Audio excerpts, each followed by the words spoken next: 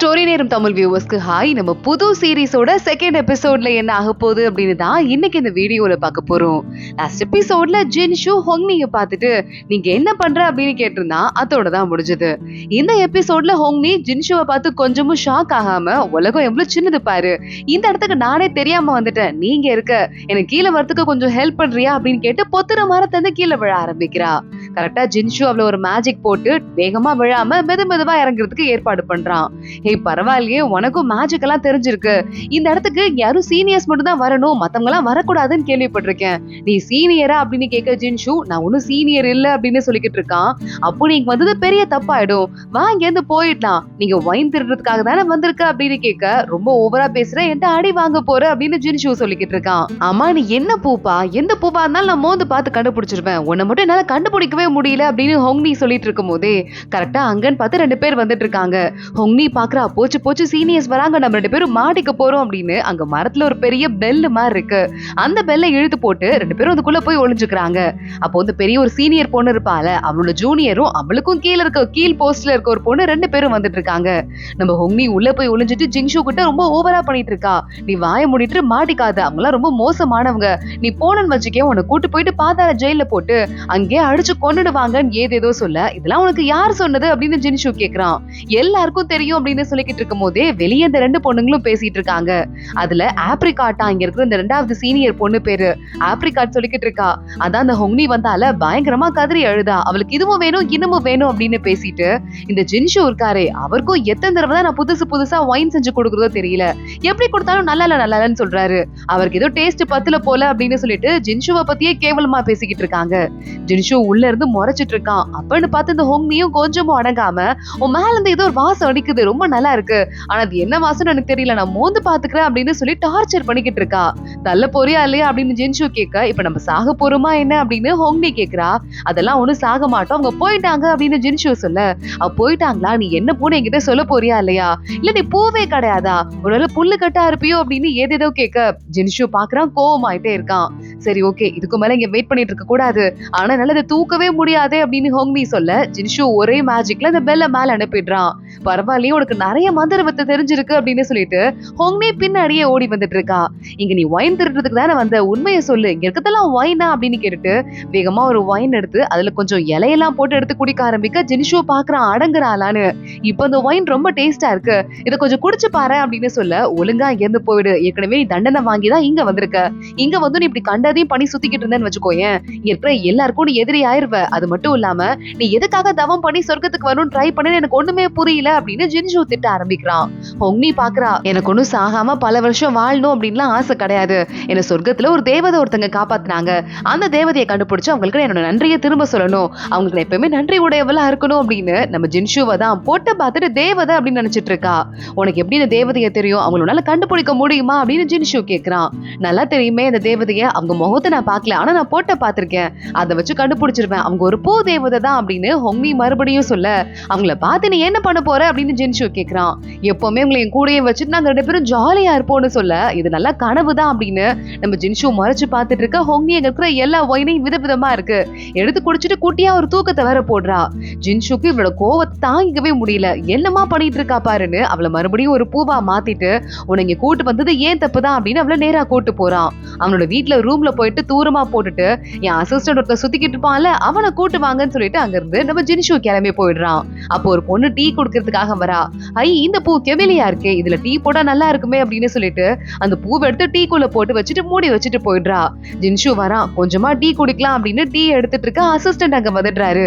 என்ன பண்ணி வச்சிட்டு இருக்கீங்க, அந்த பொண்ணை பாத்துக்க சொல்லி தானே நான் விட்டேன், பாத்துக்கலையான்னு கேட்க, அந்த பொண்ணை பத்திரமா கொண்டு போய் பூ மாடத்துல நான் விட்டு வந்துட்டேன், அந்த பொண்ணுக்கு எந்த சக்தியும் கிடையாது பவரும் கிடையாது, அவளால அங்க மட்டும்தான் இருக்க முடியும், அதனாலதான் அங்க விட்டு வந்த நான் அசிஸ்டன்ட் சொல்லியும் ஜின்ஷு கேக்குற மாதிரி தெரியல. காஃபி எடுத்து குடிக்கிறான், ஏதோ ஒரு டிஃப்ரெண்டா ஃபீல் ஆகுது. பார்த்தா அந்த காஃபி பாட்டுக்குள்ள இருந்து வேகமா வந்து ஹோங்னி விழுந்துட்டு இருக்கா. என்ன ஏன் வேக வச்சு குடிச்சிட்டு இருக்கன்னு கேட்க, உடனே இந்த அசிஸ்டன்ட் இருக்கானே அவனுக்கு நடக்கிற எல்லாத்தையுமே நோட் பண்ணிட்டே இருக்கணுமா. நம்ம ஜின்ஷு கடவுள் ஒரு பொண்ணு, அதுவும் ஒரு குட்டி மனுஷ பூவை போய் வேக வச்சு குடிக்க பார்த்தாரு அப்படின்னு எழுத ஆரம்பிக்க, எழுதுன நடக்கிறதே வேற அப்படின்னு ஜின்ஷு பவரை காட்டி மிரட்ட ஆரம்பிக்கிறான்.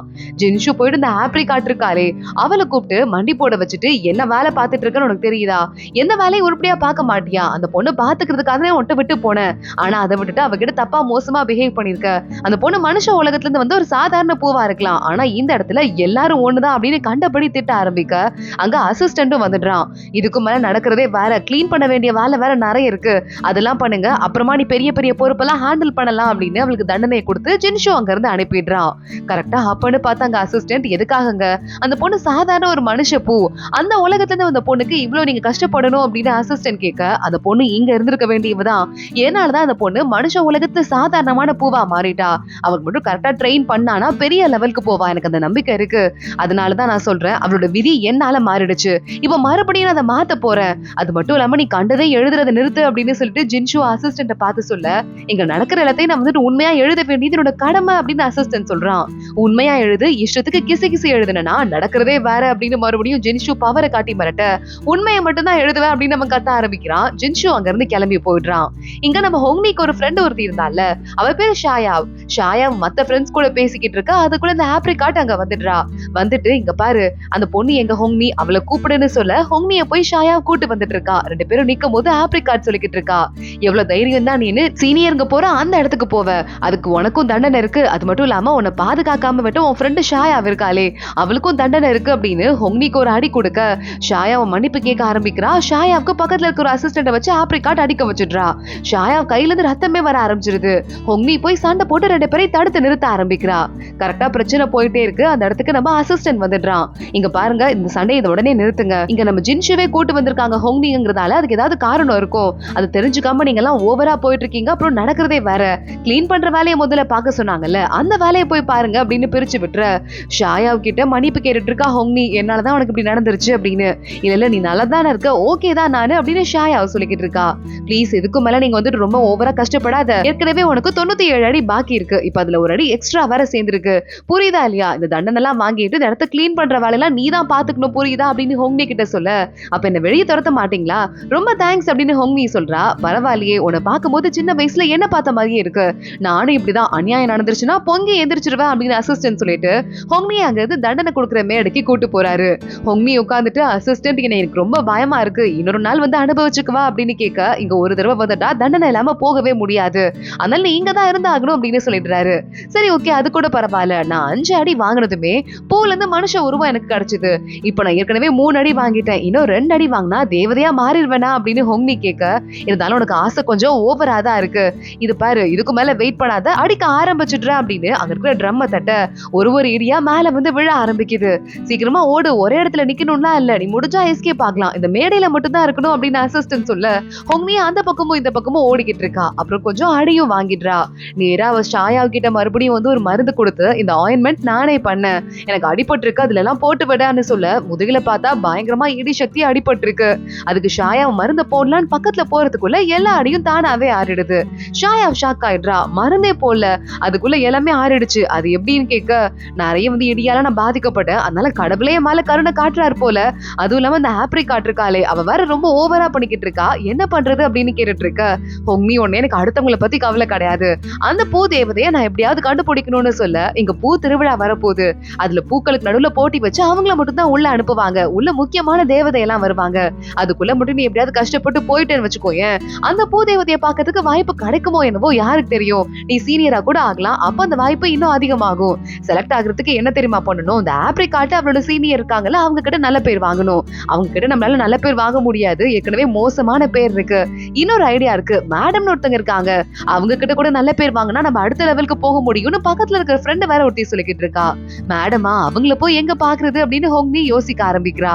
இங்க இந்த பின்னாடி இருக்கிற கிளீனிங் வேலையை எல்லாரும் பாத்துட்டு இருக்க. அப்ப அந்த ஆப்ரிகாட்டு கிட்ட அவளுக்கு ஒரு ஜூனியர் ஒருத்தி இருக்கா, அவ வந்துடுறா. நான் உங்களுக்கு ஒரு ஐடியா ஒண்ணு வச்சிட்டு இருக்கேன், ஹோங்னி ஆல்ரெடி மாட்டிட்டா, ஆனா எஸ்கேப் ஆயிட்டாங்கிறதால உங்களுக்கு கெட்ட பேர் வந்துருச்சு, அந்த ஹோங்னி ஏற்கனவே ஜென்ஷு கிட்ட ஒரு தடவை கண்ணில் பட்டுதான் மாட்டிருக்கா, ஆனா இத்தனை நாள கண்ணில் படாம போய் எஸ்கேப் ஆயிட்டு இருக்கா, மறுபடியும் ஜென்ஷு கண்ணில் நம்ம ஹோங்னியை மாட்டி விட்டோம்னா அவங்க 2 பேரும் மறுபடியும் அடிச்சுக்கிட்டு ஹோங்னிக்கு தண்டனை கிடைக்கும்ல, உங்களுக்கும் வந்து பழி வாங்கின மாதிரி இருக்கும்னு சொல்ல ஆப்ரிகாட் பாக்குறா.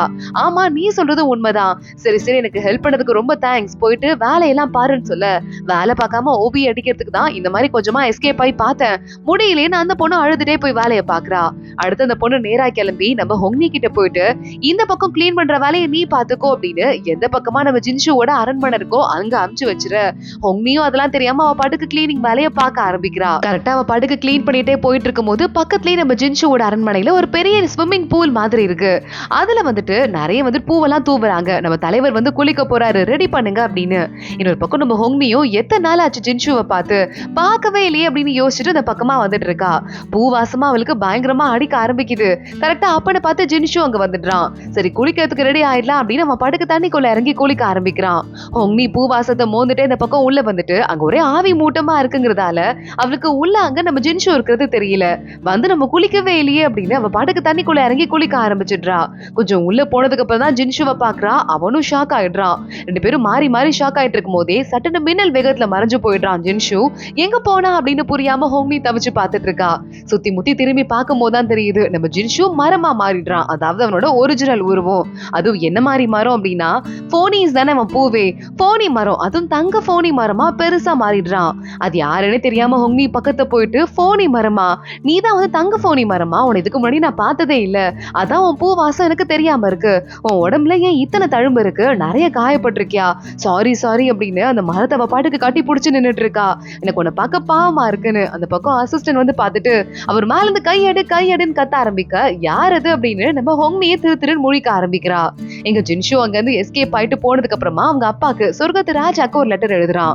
அதுக்கு முன்னாடியே யோசிச்சு பாக்குறான். ஹொங்னி கேட்டால உங்களுக்கு 10 வருஷங்கிறது சாதாரண விஷயம், ஆனா பூமியில இருக்கிற மக்கள் 10 வருஷமா ஒரு பூவை கூட பாக்காட்டி வாழ்க்கையில உங்களுக்கு நம்பிக்கையே இருக்காதுன்னு சொன்னால அதை பத்தி யோசிச்சு பார்த்துட்டு இங்க 10 வருஷமா பூக்கள் பூக்காம இருக்கு, மனுஷங்க எல்லாம் ரொம்ப கஷ்டப்படுறாங்க, இந்த தண்டனையை இதோட நிறுத்திக்கலாம் அப்படின்னு லெட்டர் எழுதுறான். சொர்க்கத்து ராஜா கிட்ட ராணி அங்க வந்துட்டு என் பையன் மறுபடியும் இந்த மாதிரி கேள்வி கேட்டு எழுதியிருக்கான் அப்படின்னு சொல்ல, உன் பையன் ரொம்ப கருணை மனசா இருக்கான், அவனை வந்து எப்படின்னா அடுத்த பொறுப்புக்கு கொடுக்கறதுன்னு தெரியல, அடுத்தவங்களுக்கு தண்டனை கொடுக்கறது தான் இப்ப அவனோட வேலையா இருக்கு, ஆனா அவன் மனசுல எந்த கருணையும் வரக்கூடாதுன்னு தான் சின்ன வயசுல இருந்து தனியா விட்டு வளர்த்தேன், ஆனா அப்பயும் அவன் சரியாகல பாரு அப்படின்னு சொல்ல, அவன் எப்பவுமே நல்லவன், இதுவரை ஒரு தடவை கூட நல்லவங்களுக்காக கருணை காட்டாம இருங்கன்னு சொன்னதே கிடையாது அப்படின்னு அவங்க அம்மாவும் சொல்லிக்கிட்டு இருக்காங்க. அப்ப அந்த இடத்தோட பெரியவர் ஒருத்தர் வராரு. உடனே அங்க இருந்து ராணி கிளம்பி போயிடுறாங்க. அந்த பெரியவர் வராரு. என்ன ராஜா 2 நாளா நீங்க எங்கே இருக்கீங்க, ஏதாவது ஆபத்தான்னு கேட்க, 2 நட்சத்திரமும் வந்துட்டு இன்னும் பளிச்சுன்னே இருக்கு, ஏதோ ஒரு பெரிய ஆபத்து வரப்போகுது, என் பசங்க 2 பேருமே இங்க இருக்கிறதுல பெரிய சக்தி வாய்ந்த பவர்ஃபுல்லான ஆளுங்க, அவங்களுக்கு ஒரு பிரச்சனை வரப்போகுதுன்னா அது எவ்வளவு பெரிய பிரச்சனையா இருக்க போகுதுன்னு எனக்கு தெரியலன்னு சொர்க்கத்து ராஜா சொல்லிட்டு, அது மட்டும் இல்லாம ஜின்ஷு இருக்கானே அவனால கண்டிப்பா அதை சர்வை பண்ணி வர முடியும்னு நினைக்கிறேன் அப்படின்னு சொர்க்கத்து ராஜா நம்பிக்கையா சொல்லிக்கிட்டு இருக்காரு. அதோட தான் இந்த எபிசோட் முடியுது. அடுத்தடுத்து என்ன ஆக போகுது தொடர்ந்து பார்க்கலாம். இந்த வீடியோவை லைக் பண்ணிக்கோங்க, மறக்காம நம்ம சேனலுக்கு சப்ஸ்கிரைப் பண்ணிட்டு பெல் ஐக்கானையும் கிளிக் பண்ணிக்கோங்க. அடுத்த வீடியோல பார்க்கலாம். அது வரைய பாய்.